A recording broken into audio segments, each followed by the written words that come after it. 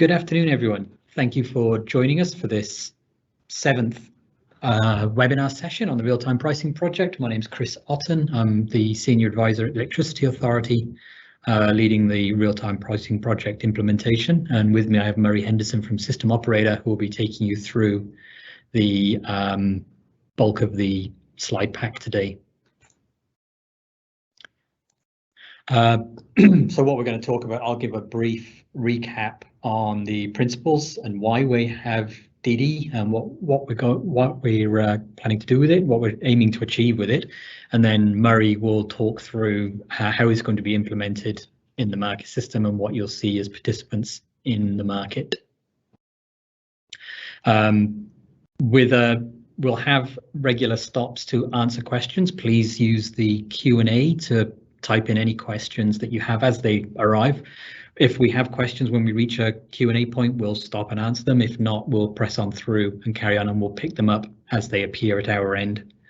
If anything occurs to you after the session, feel free to email rtp@ea.govt.nz and we'll make sure any questions that you ask are answered in writing and put up on Cognize with the other material. I'm seriously hoping we have a recording for this session. But we'll definitely have the slide pack up. Okay, so dispatchable demand as it is now in the market was implemented in 2014 as part of the authority Section 42 initiatives. We aimed to allow consumers to participate in the market in much the same way as generators to try and promote that competition, to provide the competitive tension with the generators. In much the same way as generation dispatchable demand bits can set price, and it allows consumers, large industrial consumers, particularly for this instance of dispatchable demand, to manage their exposure to spot price for portions of their demand controllable. Partly it would offer that improved price certainty for their variable part of their demand, but with a kind of cost of complying with dispatch instructions. The original plan was to implement this as part of the dispatch schedule, but implementation costs at the time meant it was moved to the NRSS for dispatch. This meant at present there's a disconnect between the dispatchable demand dispatch, which happens 30 minutes ahead of real time, and actual real-time dispatch. So with RTP, we're taking the opportunity to move dispatchable demand into the 5-minute dispatch schedule, so it provides that alignment between dispatch pricing and the dispatch of demand. With the old system, obviously with dispatchable demand being dispatched from the half hour ahead, then actual system conditions generators being dispatched on the 5 minutes, and neither of those prices having any direct relationship to the final price, there was quite a significant disconnect between the prices that demand participants were being dispatched on, even compared to generators and then onto the final prices. So with the real-time pricing project, everything will be aligned on the 5-minute dispatch and will have a direct relationship to the price that a participant will be paying at the end of the half-hour trading period. Experience with our dispatchable demand participant up from 2014 suggested that there were 2 further minor enhancements that would simplify DD operation and make it reflect better the conditions that those consumers have to meet with their demand. So the first one was co-optimizing dispatchable demand and interruptible load. So at the moment, interruptible load is dispatched off the 5-minute schedule, and obviously dispatchable demand being dispatched half an hour earlier for the same demand could lead to inconsistent dispatch. So pricing half hour ahead could suggest that demand needs to be curtailed, but when you get to real time, that demand is needed to provide interruptible load. So there are a number of issues with that. So by bringing DD into the dispatch schedule, SPD can now co-optimize those 2 resources and make sure the overall least cost solution is achieved. Also, SPD at the moment treats demand much the same way as it treats generation, in that it's incrementally flexible. So even though a generation tranche can be for 50 megawatts, you can dispatch a generator for 10 megawatts, 3 megawatts, 25 megawatts within that band, and the generator can achieve it. This isn't necessarily true for a lot of demand, where a process is usually all or nothing. So a 20 or 50 megawatt demand tranche for a process is either going to be fully there or not. Currently, SPD can't discriminate, can't do that. It will dispatch partial demand blocks, demand tranches, and this leads to confusion. So we've been able to make a small enhancement to the demand side bids to add the option to be what we're calling binary load dispatch, where they will be dispatched only in full tranches of demand. And that can work with the DDIL co-optimization to make sure that we are getting the overall best solution. With dispatchable demand, we'll still maintain constrained on and off. So no matter how the pricing works out, the participant will be made whole against the wholesale price in their bids. Okay, that's my run through. So I will hand over to Murray now, who will continue with the technical side of the presentation. Tēnā koutou e hoa mā, ko Murray Henderson tōku ingoa. So good afternoon, everybody. Murray Henderson here from System Operator, and as Chris has said, I'll just work through a bit more detail around those two headline changes. But we think it's worthwhile sort of stepping back and doing a little bit of a DD 101. And to give time for questions, we'll probably zip through this pretty quickly. So for dispatchable demand, there's an application process. So unlike sort of being a generator, where once you've built your generator, you're either able to participate as an offering party or potentially forced to offer because of system security. With DD, you have to apply to be a participant. Once you're approved, you will get a flash new name. The jingo around this is quite stunning. So you end up being a dispatch capable load station, or DCLS. So for those of you that look closely at results, you might have noticed Kawerau 0113 DLS1. So the DLS1 being the marker for the Kawerau dispatch capable load station at the 0113 bus. The load that is made up in a DCLS has to be ring fenced. So if the price goes too high and you're not willing to purchase, you have to turn that load down. You can't simply backfeed it from somewhere else, because as Chris has expressed, it's a market price setting product. So setting the price based on a bid but backfeeding somewhere else defeats that purpose. The bids which are part of DD are absolute quantities. So they're not differences, they're building your stack up from 0 up to what you're wanting to purchase in any half hour. They can be it's at least 5, possibly 10 tranches. Apologies for not knowing that straight off the top of my head. With the trading, there are very similar obligations to generation. So around the accuracy of your trades, the timing when you have to revise them. It's important to remember that dispatchable demand is not a paid product. So the little graphic on the right-hand side is a post-COVID handshake of a willing buyer and a willing seller. And that's what dispatchable demand is. It's putting that willing buyer front and center and right in the market transparently. As most of you all know, currently the vast majority of the load in the New Zealand market is a silent participant. So the idea with DD is to make you, front and center, and for you to be able to get your wish out of the market. DD bids are included and scheduled in all forecast schedules. Chris has made the point that currently they are not in the dispatch schedule, and that gives rise to a few challenges which Chris has talked through. Gate closure does apply. It seems slightly silly, but to point out that dispatchable demand is actually a dispatch product, and you are eligible for constrained on and constrained off. What's changing under RTP? So at a very high level, as Chris has said, dispatchable demand is moving to RTD, so dispatched equivalently like generation. So what does that mean? It means DD is really now a complete security product. So, and by that I mean that it's one of the mechanisms that the system operator has in normal operation for balancing supply and demand and delivering on the principal performance obligations of the system operator.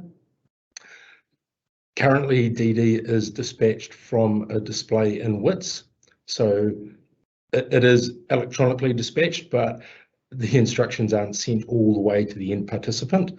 Under the moves within the RTP project, DD will be electronically dispatched end to end, and it's very likely that there will need to be instantaneous measurements so that the system operator, like it does with generation, can have a sense of how well all of the dispatch participants are performing with regard to what they're being asked to do or told to do.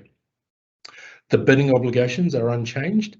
The DD approval process and the documentation that we've got on our website, such as there's a companion guide for applying for DD, they'll all be updated in time to reflect the move from the NRSS into the RTD schedule.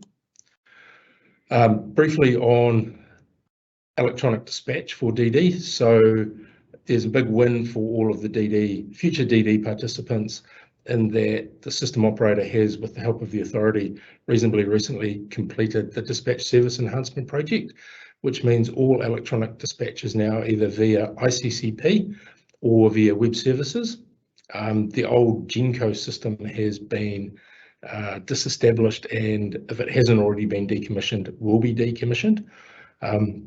So all non-DD dispatch is currently occurring via those channels. So, it's mature technology, if you like, and there's external consultants have very good familiarity with setting up the new dispatch systems because they've recently done it for all of the generators that are participating in the market. Are there any questions? No, so we'll zip on. So what's changing? So the first change that we'll talk through is the co-optimization of IL with DD. So briefly, co-optimization, it links two products for optimization in SPD. Brief recap, SPD, scheduling, pricing and dispatch. It's the linear solver, which is at the heart of the market system. Currently, generation and reserve from the same station are co-optimized within SPD. If the dispatchable demand and the interruptible load are effectively the same load, then we can talk through and decide whether co-optimization is the right thing for that load as part of the approval process. It won't be mandated by the SO, and it won't necessarily be agreed to. So what I mean by that is we just need to make sure that it's the same load and that the right outcomes and the behavior that we would expect from co-optimized DD and IL is what we're going to get. Otherwise, we wouldn't be approving that. And a brief reminder, you all have read your pre-reading, which stepped through how SPD is a cost minimization engine, value maximizer. And that's important to remember as we step through a few of these sort of examples. To enable the co-optimization of interruptible load and DD, we need to have them being offered at the same physical location. And by that, I mean physical location as far as SPD is concerned. So again, those of you that follow the results closely would see, HLY 2201, HL5, and that's where any generation offers for Huntley E3P are made, and also any reserve offers for that same unit.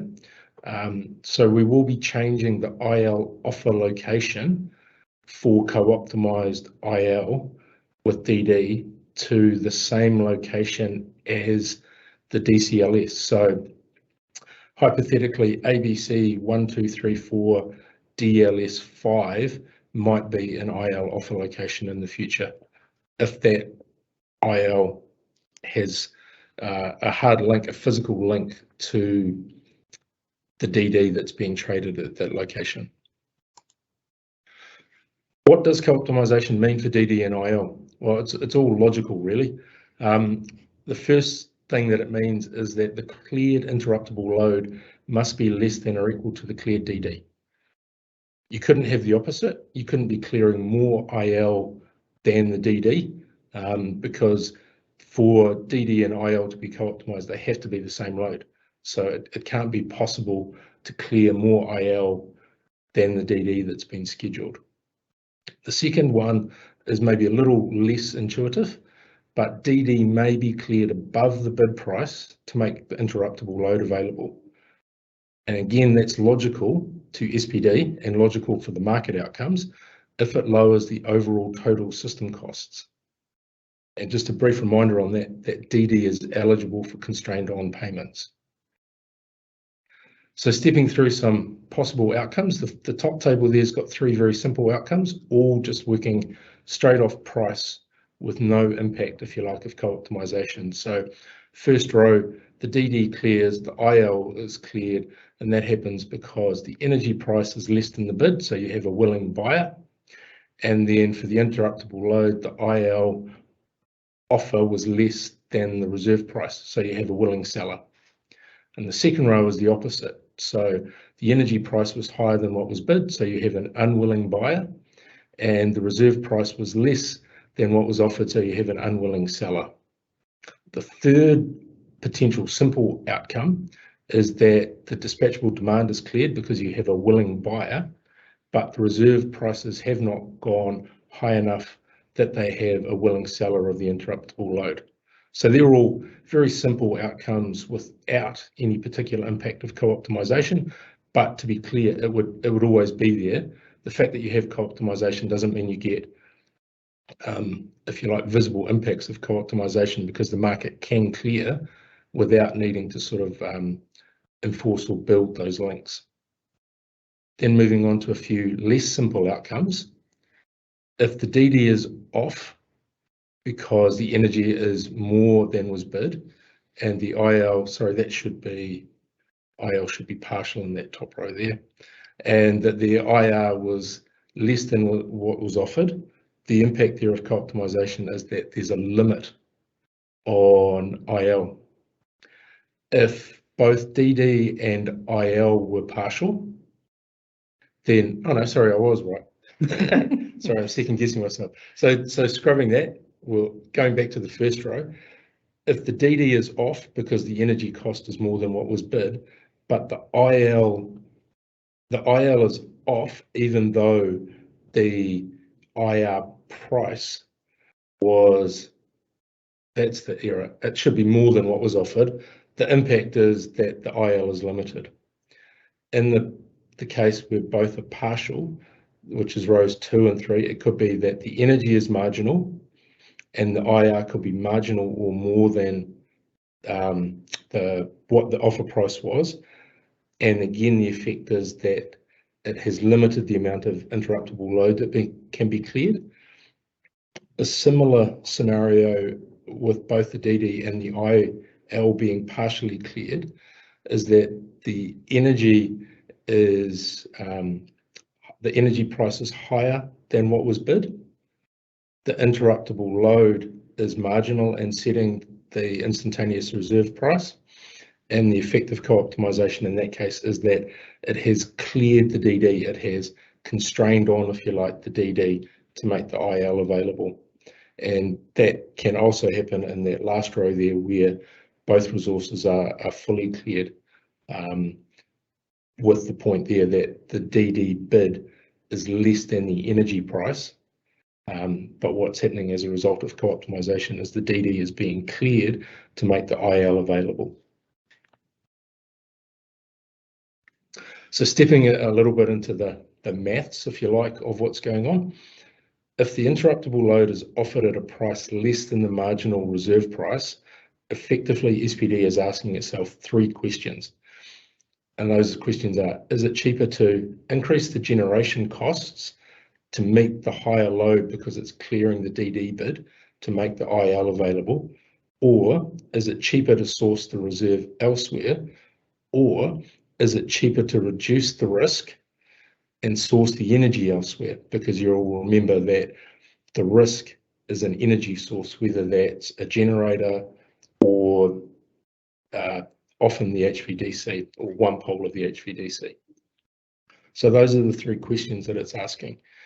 And to compare that to generation, co-optimization, points 2 and 3 are exactly the same, and point 1 is actually the same, except it's increasing the generation costs to make the reserve available rather than increasing the generation costs to meet the DD load to make the IL available.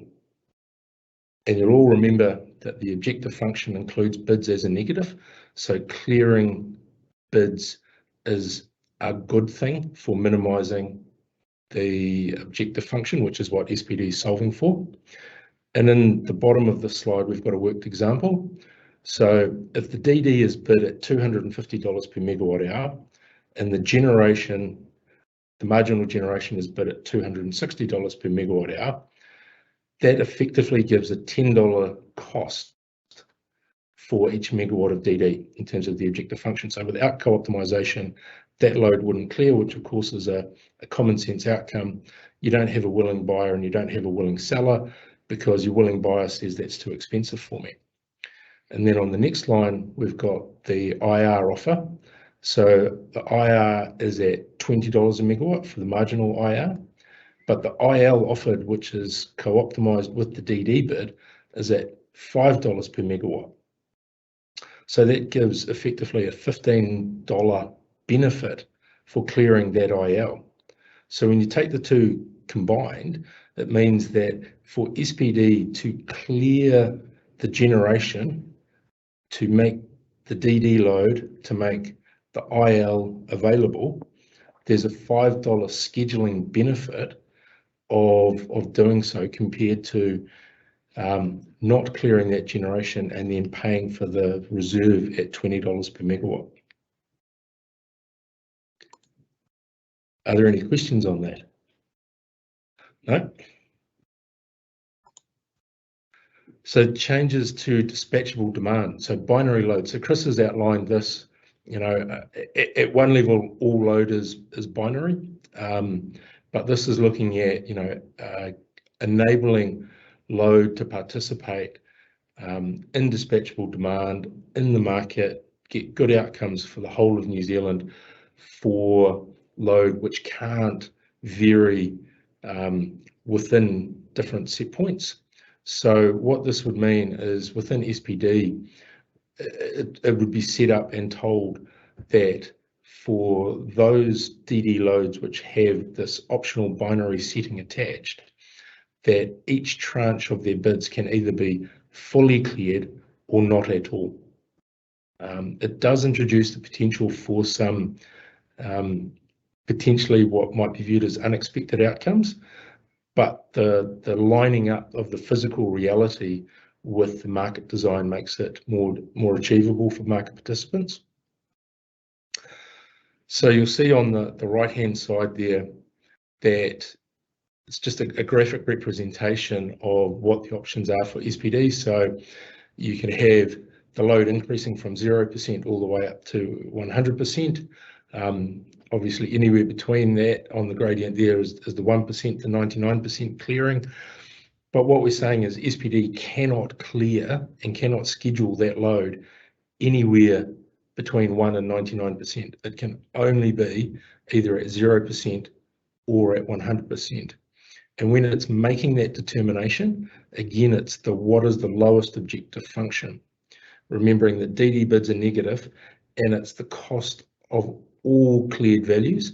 So it's not the cost at the margin. When SPD is working out the objective function, it's the bid or offer price times the cleared quantity all the way up. So everything that's offered in at 0 in terms of the objective function has 0 cost. It doesn't matter if the marginal price is at 150, it's not the total quantity that's being supplied multiplied by the marginal price. It's all the component trades that have been scheduled.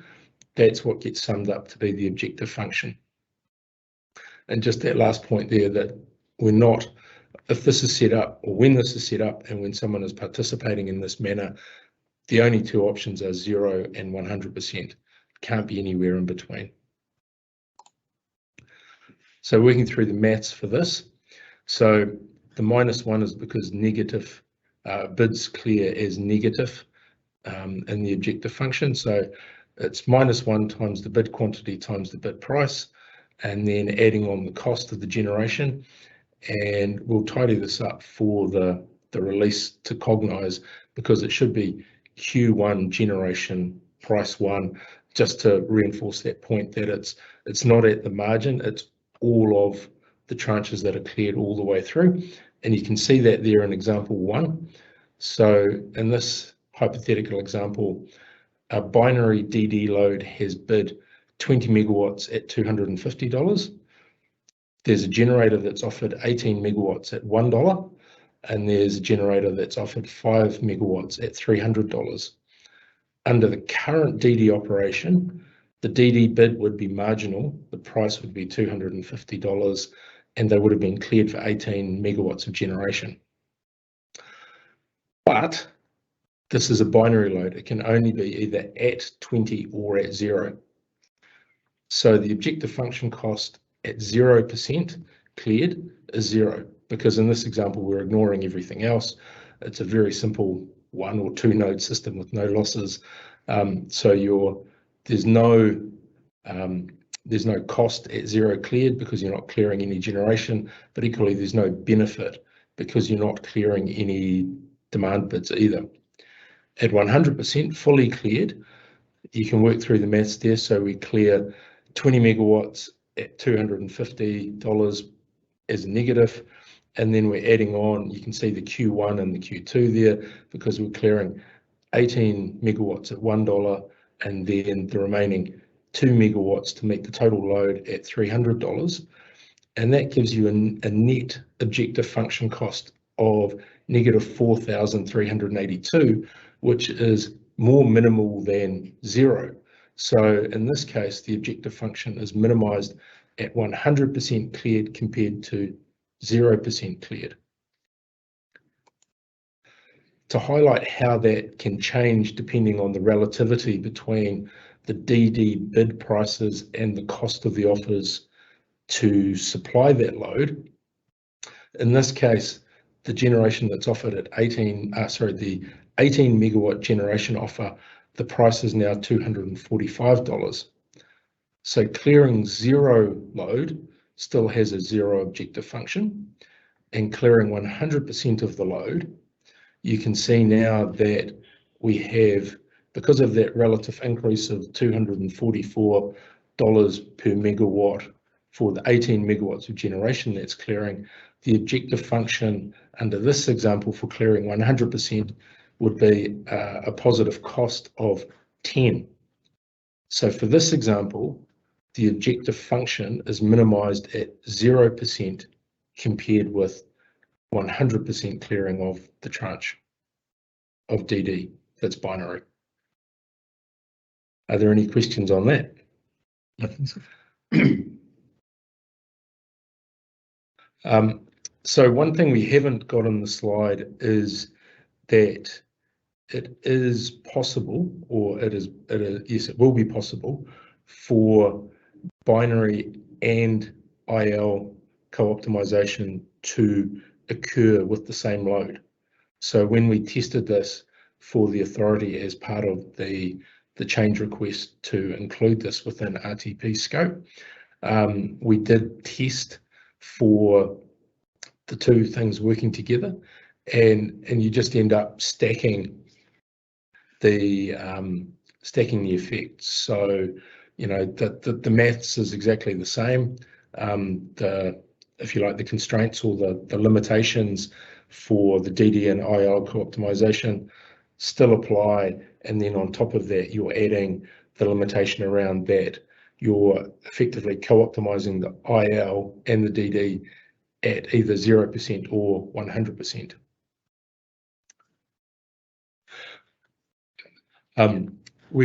There's a few changes to dispatchable demand for con on and con off under RTP, and they're all just consistent with what's currently happening. So dispatchable demand, as we said earlier, remains eligible for constrained on and off.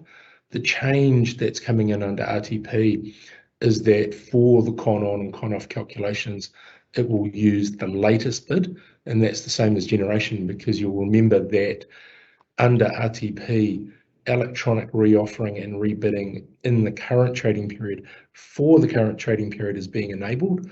So that change is just consistent with what's happening with generation and is around avoiding unintended and unjustifiable outcomes with regard to constrained on and off because of what has a change partway through the trading period when con on and con off uses as one of its inputs actual metered quantities over the trading period. When we were looking at the DD and IL co-optimization for the authority, one of the specific questions we were asked was to confirm that revenue adequacy is maintained for the provider, and we can confirm that it is. Dispatchable demand will only be scheduled when the interruptible load price is greater than or equal the difference between the energy offer, or the energy price rather, and what was bid. So, you know, the IL is making you more money than you are losing, if you like, from paying more for your electricity than you had signaled you wanted to. And just a further point on that is to remember that as well as that sort of straight face value revenue adequacy, the dispatchable demand is also eligible for constrained on payments.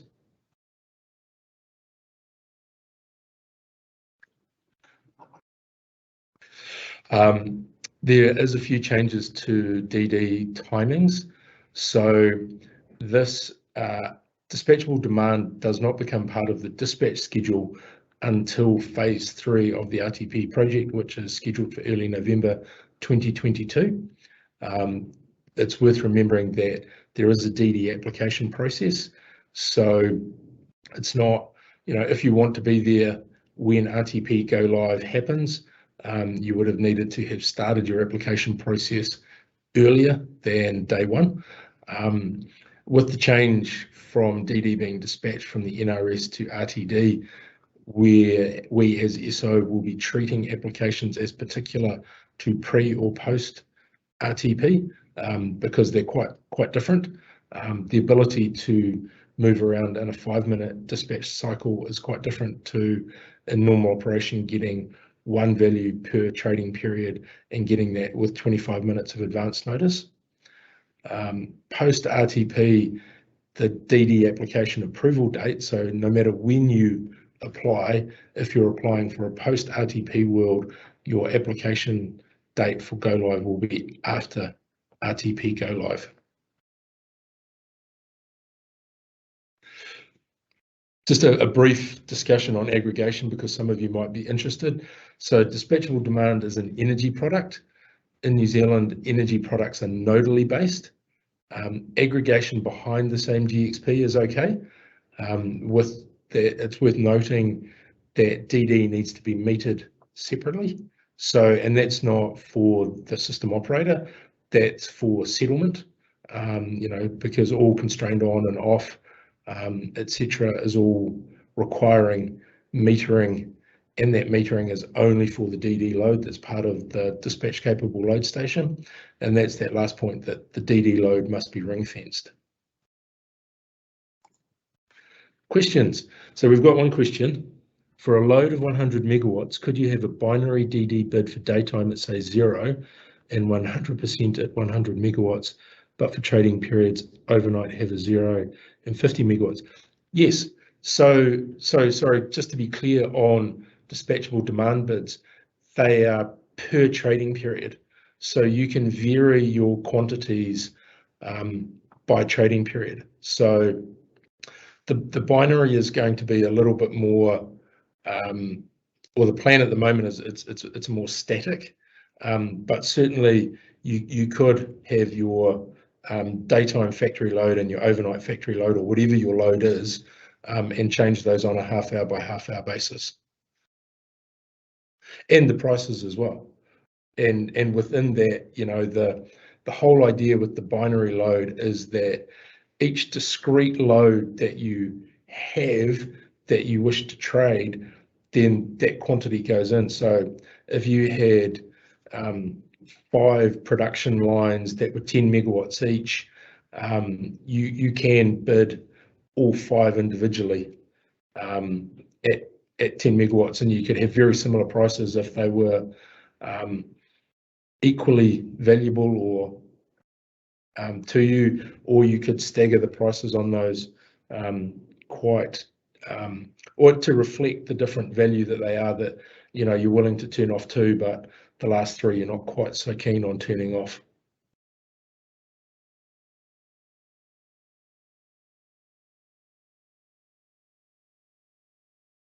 Okay, we'll just give a minute, see if anyone else, are there any follow-ups from that?